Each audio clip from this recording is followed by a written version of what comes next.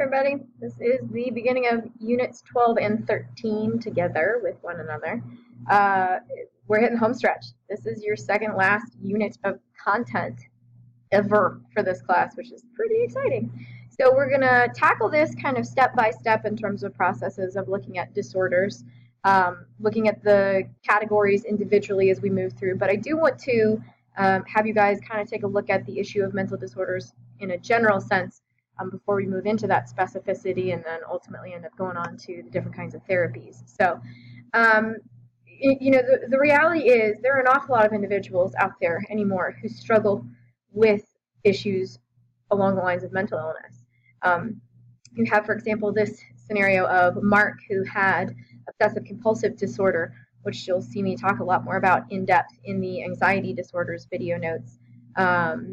In the 1990s, who talked about spending 4 to 5 hours cleaning his room, and ultimately it was just something that he just could not stop doing, that it just became this compulsive thing for him. And so the big question you got to ask yourself is, when does the disorder truly become disordered?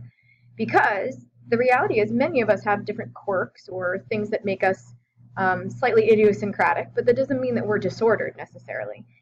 For example, I often hear something in one of my intro-level classes where someone will share with me, oh, well, I think I've got OCD because I can't handle the volume on my TV or my radio being at an odd number. It always has to be even.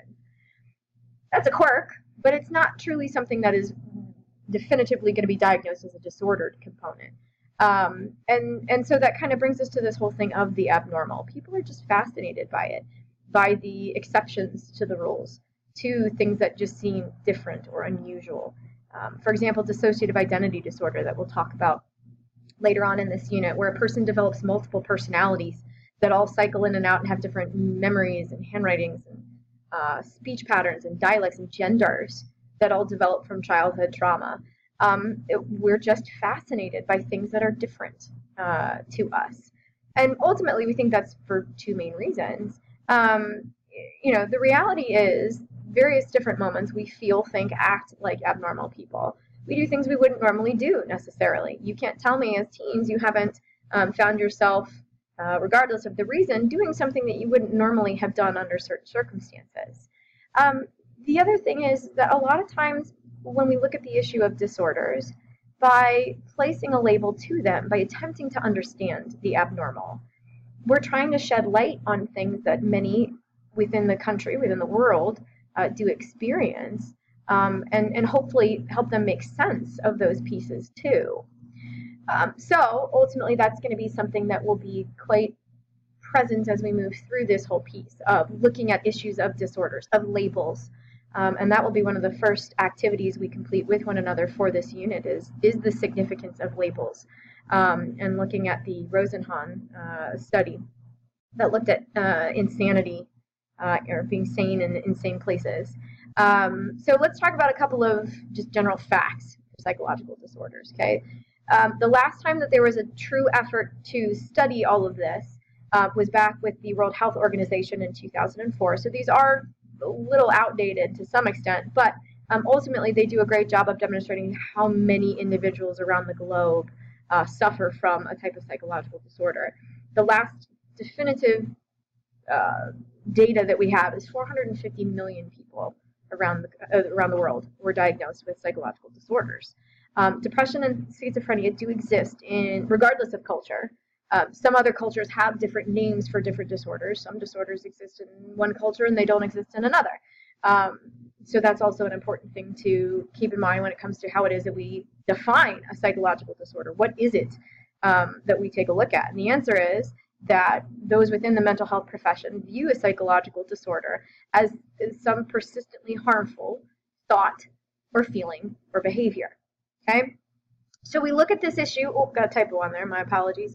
We look at this as a scenario of what we call the 4 Ds and a U. This kind of comes from Comer's definition of it, which is that behavior that is deviant, distressful, dysfunctional, and dangerous is going to be labeled as disordered. So while someone might have a quirk that they can't, hear music at an odd number on their radio, while that might be deviant, that's not something that prevents them from being able to function in their everyday life the way, you know, something else would, as true OCD would involve. And so we'll tackle each one of these guys. I'm going to move my little piece right here to the very top so you guys can see all of these. So we look at disordered behavior as being categorized within this frame of the 4 Ds and a U. Okay, so the 4 Ds are that deviant, distressful, dysfunctional, dangerous component.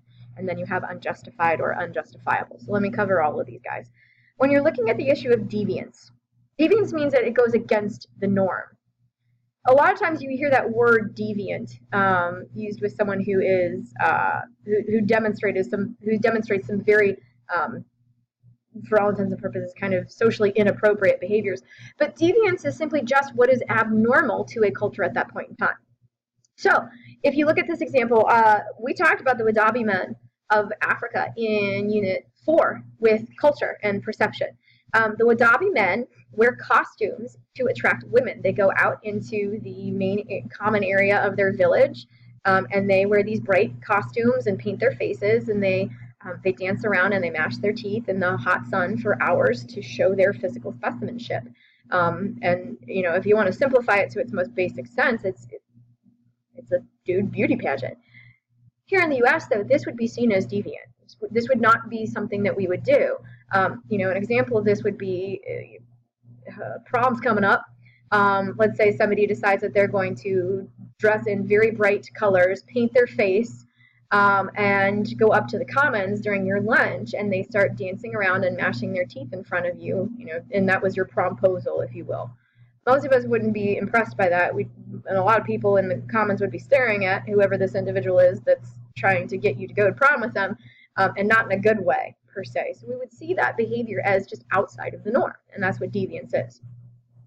If something's distressful, that means that it causes harm to the person themselves who has the disorder or to others in their life. Okay, it disturbs them, to give you a synonym.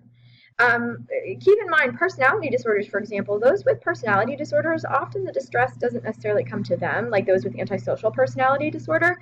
It's to their family members. Many with personality disorders have had those for an extensive period of their life, so they don't really perceive themselves as having a problem. But those in their lives who, you know, are family to someone who is a narcissistic personality type, a histrionic personality type, an antisocial personality type, they do see their behaviors as distressful. So it's not just the individual who has the disorder that this can be categorized for. Dysfunctional means that their behaviors are maladaptive. Okay, so by that what we mean is it causes dysfunction to their everyday life. They just can't do everyday normal daily things the way that, you know, we as neurotypical individuals would be able to do. That one's pretty straightforward. It's very obvious, for example, when you look at someone who struggles with obsessive compulsive disorder, who cannot leave their house without counting certain things for a certain number of times every day before they leave. Like, that interferes with their daily functioning. And so that's ultimately what would make that dysfunctional. Dangerous is the 4th D. And again, this is a component where it doesn't just have to involve the individual who is disordered. It could be those in their life as well. Whether the harm is to themselves or to other people, obviously many of you are very aware of the fact that antisocial personality disorder has been diagnosed in many a serial killer, for example. You'll see in some of the images that I take a look at with when we get into the personality disorders, we'll have discussions and make allusions to a couple of those individuals. Their behavior is harmful to others. They have no regard for those that they impact with their behaviors. They will lie, they will cheat, they will kill, if need be, to obtain what it is that they want, and they don't care how that impacts you in any way. So the danger isn't just to you if you have that disorder. It can be to others in your life as well. The U then is unjustified, okay? So their actions just aren't reasonable. It's not reasonable for them to, for example, if you are somebody who struggles with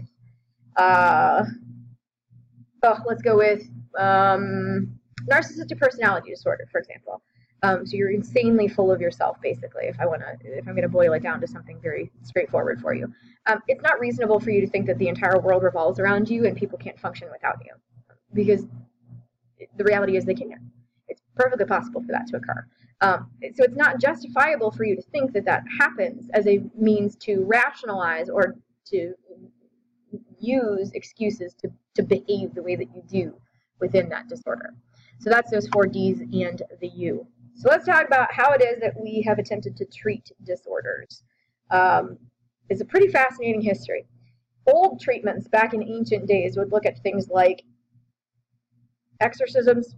They would cage people as if they were animals. People would be mutilated and castrated. Some circumstances involved transfusions with animal blood, or for basically, in all intents and purposes, being treated like animals for having the disorder that you did. Ultimately, the one that I find most fascinating is trephination, which is when they would bore holes into an individual's skull who was demonstrating disordered behavior, because the thought process was if they bored those holes in there, then the evil spirits could be taken out then from your mind and removed, and that would ultimately end up freeing you from those demons, if you will.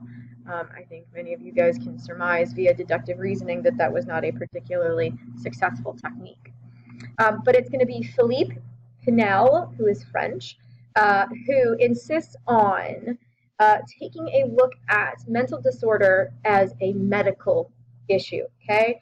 That this isn't some kind of like possession via demons or demonic spirits or evil, that this is truly something that should be looked at within a medical lens. And so he is a very important individual to this unit. When you look at the issue of abnormality, of that deviant component when it comes to explaining these disorders, not every approach or perspective is going to explain them the exact same way. That's just the way that it is. Because they've never explained any behavior in the exact same way. And if you go all the way back to Unit 1 and 2, when we first covered these guys, they all explain even the exact same behavior in different ways. So it would make sense then that they're going to explain mental disorders in different ways as well. So let's take a look at psychoanalytic or psychodynamic perspective that connects back to Sigmund Freud. Remember, he's all about unconscious conflict, particularly ones that were created via childhood trauma. So your disorders are rooted in childhood conflict that occurred for you when you were young, and so you have to look at a person's early life to gain windows into understanding their disordered behaviors as adults. For behaviorists, remember, they don't believe in an unconscious mind, and they look to how responses are learned ultimately. And so for them, you have to look at what has reinforced the continuation of the disordered behavior. So if you look at circumstances, for example, of those with OCD, it is a negatively reinforcing cycle. They have a persistent obsessive thought about germs, for example, and so that thought is unwanted, it is intrusive, it is something that is incredibly unpleasant and causes anxiety for them. So to relieve that anxiety, what they end up doing then is they carry out the compulsive ritual of washing their hands or something along those lines. And so that ends up providing a sense of relief. And so they'll keep completing that cycle for themselves ultimately because it avoids the unpleasantness, the anxiety that they feel. So behaviorists, you got to look at what has reinforced the abnormal behavior for that individual, and that's ultimately how you break the spell, so to speak, when it comes to the therapy too, and we'll cover that a little bit later on down the road. For cognition, they're all about thought processes. So to them, disorders are the result of maladaptive thought processes. Your thoughts and your beliefs are the roots of your psychological problems. So the only way to fix the behavior is to look at the thoughts and the perspectives that person has and change those cognitive processes. For example, with depression, one of the most successful treatments out there is looking at cognitive therapies where they attempt to get you to look at the situation in a different way. For those that struggle with depression, it is those thoughts that are just so overwhelming for them that their situation is hopeless. They are worthless. Nothing can be done to help them get out of the situation that they're in. And so what you have to do then is adjust those thought processes to give the person a sense of, yes, I do have control over this. I do have a capacity to respond in ways to these thoughts that are healthy, that won't hurt me in the long run. And so you just have to make those adjustments accordingly. For humanists, it's all about looking at people being responsible for their own behavior. You have the ability to be self-actualized, to reach your full potential, to attain that personal growth. And so what you have to do to a humanist then is look at the relationship between an individual and their society and how people view themselves in relationship to others. So disordered people don't have self-worth in their opinions, and so they feel ultimately that conditions of worth have been placed upon them, which ultimately prevents them from being self-actualized. So what you need to provide to a person who is struggling with a disorder is unconditional positive regard. And UPR is something that's going to be very heavily emphasized in our therapy components when we move through this unit later on. So you've got to take a look at that. I know many of you guys have interacted with people, or you yourself have struggled with mental illness. It's a very prevalent piece out there now, especially for teens. You have seen firsthand how people feel different or lesser because they have depression, because they have anxiety compared to their normal peers. And so that often can, my life would be so much better if I didn't have depression, for example. I mean, obviously that's a very simplistic demonstration of a symptom of that disorder because it's incredibly complex. But nevertheless, those are those conditions of worth that a humanist would take a look at and say, well, that's their problem. For socioculturalists, I mean, ultimately, if deviance is established by the culture, then you got to look at the culture, okay? So your relationship with others can support and even cause abnormal behaviors.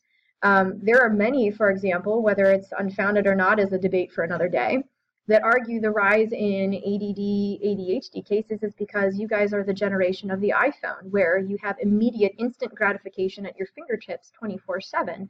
So because of that, you've basically fostered a development of attention deficit because you can fly from activity to activity to activity. You're not really required to focus on an awful lot of stuff. Many schools allow students to have access to technology 24/7. We are an open access school, for example. And so you got to take a look at those influences to say, well, no wonder people can't stay focused or sit still or anything along those lines, because they're growing in a culture where that's facilitated. Again, whether that's right or wrong, for a different debate and different time, but ultimately that would be a scenario that they would take a look at from the sociocultural lens. All right, so let's talk about this whole thing of looking at disorders from a medical model, okay, because this is going to be Pinel's ultimate masterpiece, if you will. So, interesting lead in to how some of this kind of established itself. Physicians looked at outbreaks of syphilis. Syphilis, if untreated, can lead to serious neurodegenerative issues, including the development of mental disorder later on. And when they started looking at syphilis and how it led to decreased brain functionality, the medical model ultimately started to look at the physiological causes of many of the mental disorders out there and to look at them from a scientific lens. So you have, ultimately 4 components. You had etiology, which was the causation of the disorder.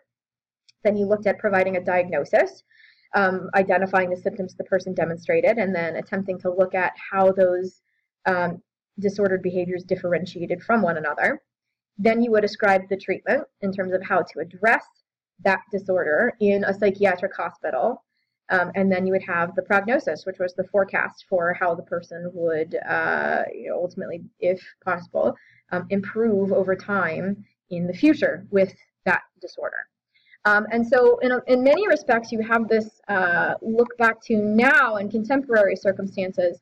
We still do very much attempt to look at disorders from the medical lens, but we try to be far more comprehensive. And so we take what we call the biopsychosocial approach. It's been a little while since you've heard me make reference to the biopsychosocial components, but this is a comprehensive, if not slightly copped out answer of the fact that mental disorders are a result of, yes, biological predispositions like genetics. We know, for example, schizophrenia runs in families. Brain structure and brain chemistry. You'll hear me talk about how depression is linked to very little serotonin in the brain. It's also possible that it could be norepinephrine levels are low. Could also be that dopamine levels are low. Sometimes it's a combination of all of those 3. Sometimes it's a combo of 2 of the 3. So we've got that biological piece.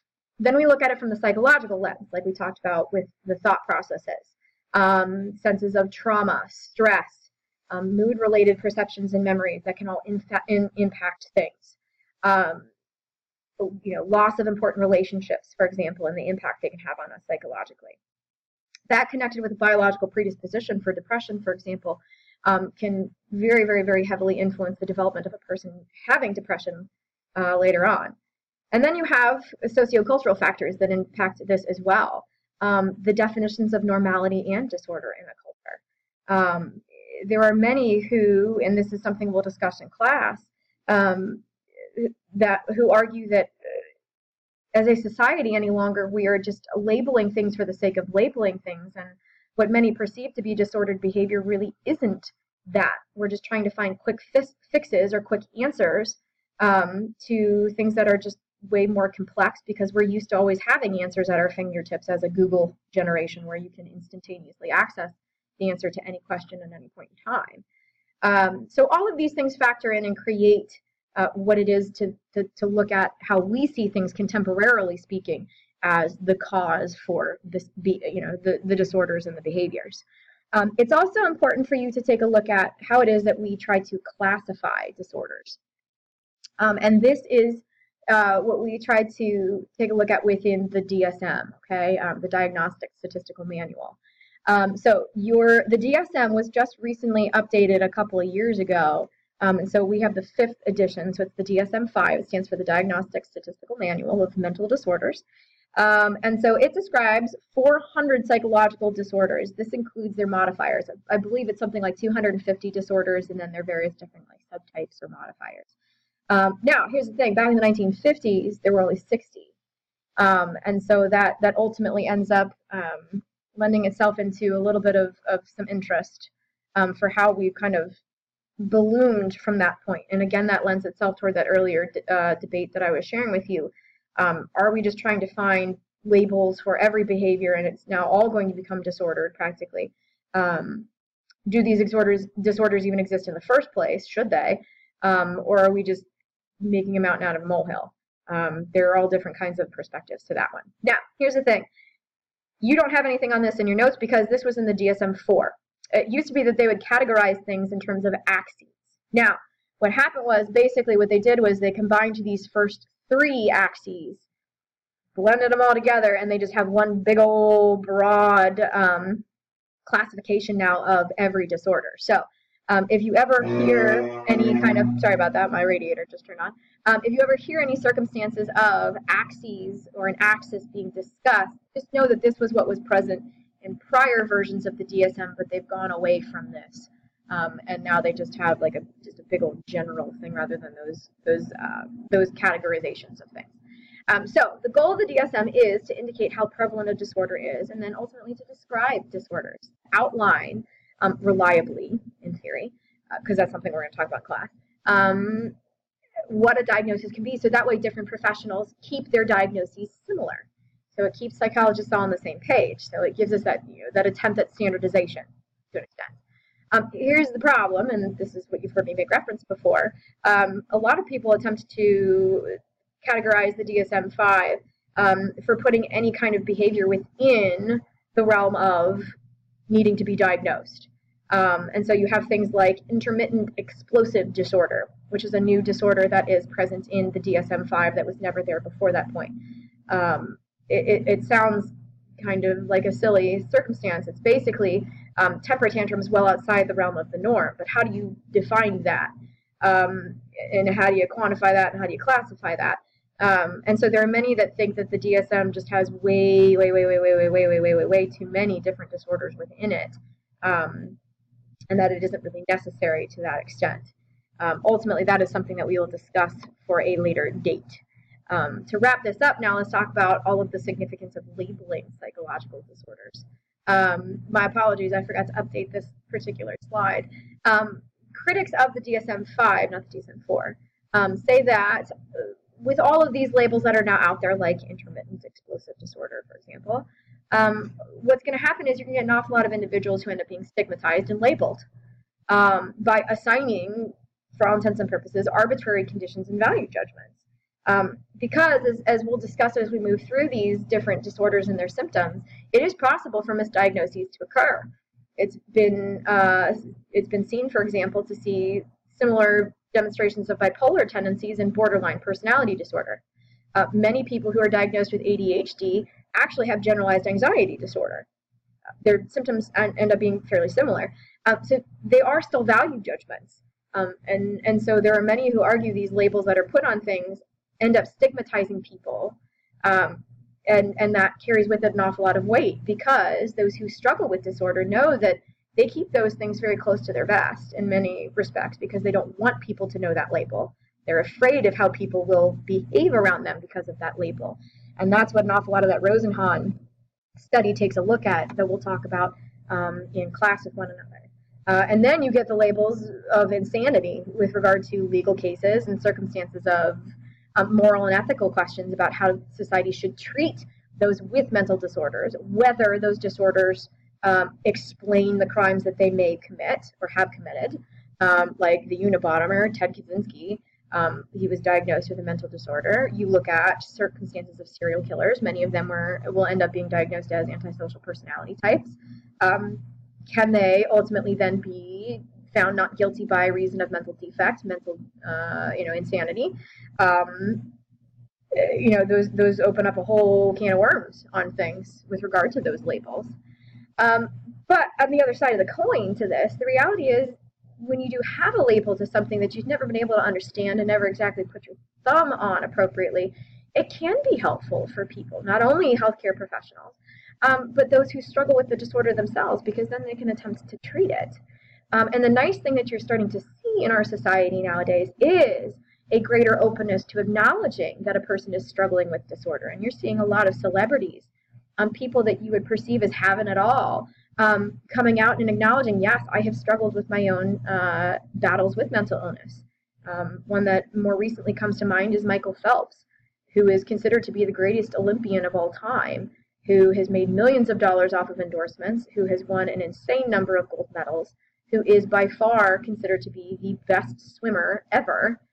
He's had multiple bouts with depression, and has since retiring established a foundation to help people work with mental health issues and struggles, and talked about his own issues with it, and how all that led to various different issues with DUIs, attempting to self-medicate with marijuana.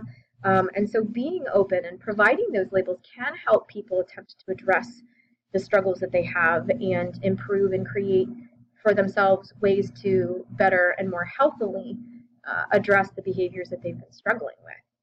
And so that is something to keep in mind as well for all of this. So very quickly, I want to make sure that I talk to you about keeping this in mind. You have to recognize at the end of all of this that multiple factors have to be met in order for a person to be disordered, okay? A lot of people, as we know, they might have abnormalities, and they might have multiple abnormalities to their behaviors from time to time. But that behavior isn't always going to be considered diagnosable as a disorder in the psychological, clinical sense, okay? So what you got to ask yourself ultimately at the end of the day is this person disturbing, or excuse me, is this behavior disturbing to that person's life, and are they struggling with it within those daily, day-by-day circumstances? And then ultimately that's the question that would lead to further development in looking at it as being disordered. One last thing to discuss that has popped up a little bit more with these DSM-5 revisions that have come about. I want to talk about the Diathesis Stress model, which is ultimately what we see as kind of the be-all, end-all of looking at the result, or excuse me, of why disorders happen. In many respects, this is not necessarily something that's going to be discussed in your Myers textbook. It hasn't been updated in a couple of years, but I do want you to be aware of it, because this is often how it will be presented on the AP exam. So I do like to wrap up this discussion, this intro to mental disorders, with this piece. And this is just another extension of that biopsychosocial component for things, okay? That a disorder is the result of predispositional vulnerability, whether that be genetically oriented, a biological predisposition, a cognitive disposition. For example, we know that those with anxiety and depression, they have a cognitive predisposition called rumination, where they tend to be that personality type that just overanalyzes and overthinks everything that has happened to them and every mistake that they make. Or just personality, in terms of personality predisposition, those who tend to be optimists versus pessimists. So you've got that predispositional vulnerability there. That's the diathesis component. And then you've got the stress, which is the life experience that pulls that out of a person, okay? So ultimately what the perception is that this is very much a nature and nurture piece, that while, for example, schizophrenia can be genetically predisposed in families, we know that an awful lot of, I mean, it is very heavily hereditary. Life experiences that evoked stress from the person were what pull out those schizophrenic episodes from an individual to then ultimately be diagnosed with schizophrenia. So this is that nature and nurture piece, not nature or nurture. So just make sure that you familiarize yourself with this particular phrase, because make no mistake, it will absolutely come up for you on that AP test. So this is the end of the Intro to Mental Disorders video notes. Let me know if you have any questions.